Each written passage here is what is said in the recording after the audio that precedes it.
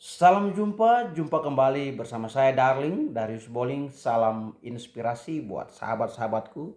Topik kita kali ini cara menghadapi apapun tantangan, apapun persoalan hidup.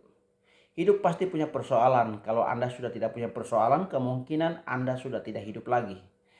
Lalu bagaimana cara kita menghadapi persoalan hidup? Yang pertama, belajar menerima dengan ikhlas apapun persoalan. Karena ketika engkau berusaha untuk tidak menerima, menolak tantangan-tantangan hidup, disitulah kamu akan mengalami tekanan, stres, depresi, bahkan bisa mengalami gangguan kesehatan jiwamu. Atau juga bisa mengambil pilihan-pilihan yang tidak bijak, contoh mengakhiri hidup dengan cara yang sadis. Karena itu ketika menghadapi persoalan, belajar menerima dengan ikhlas, lapangkan hatimu, lapangkan jiwamu. Maka ketika engkau menghadapi persoalan, engkau akan terhindar dari tekanan-tekanan yang berat. Itu yang pertama. Dan yang kedua, jangan membanding-bandingkan persoalanmu dengan orang lain. Karena setiap orang punya persoalan dan kemampuan yang tersendiri-sendiri.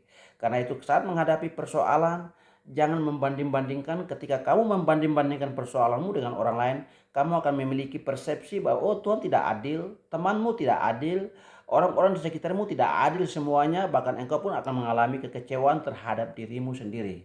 Karena itu alangkah lebih baik ketika menghadapi persoalan, cari tahu apa penyebabnya dan temukan solusi apa yang kamu harus lakukan. Jangan pernah membanding-bandingkan. Itu yang kedua. Dan yang ketiga, luangkan waktumu berdoa dan bertanya, Tuhan, apa yang Tuhan mau berbicara kepada saya lewat persoalan itu? Jangan bertanya, Tuhan kenapa ini masalah terjadi? Semakin engkau bertanya kepada Tuhan, kenapa ini terjadi? Kenapa ini terjadi? Persoalanmu akan semakin berat dan engkau akan terus mengalami tekanan yang berat. Dan engkau akan kepahitan terhadap Tuhan. Karena itu ketika menghadapi persoalan, berdoa dan tanya Tuhan, Tuhan apa yang Tuhan mau bicara lewat persoalan ini?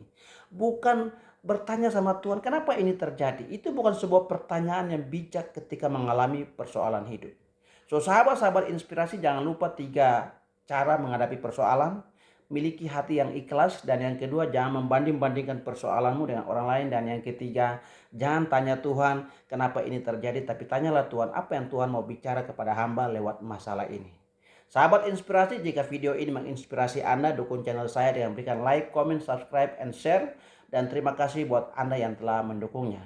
Bersama saya Darling dari Sibolink, salam jumpa, salam inspirasi.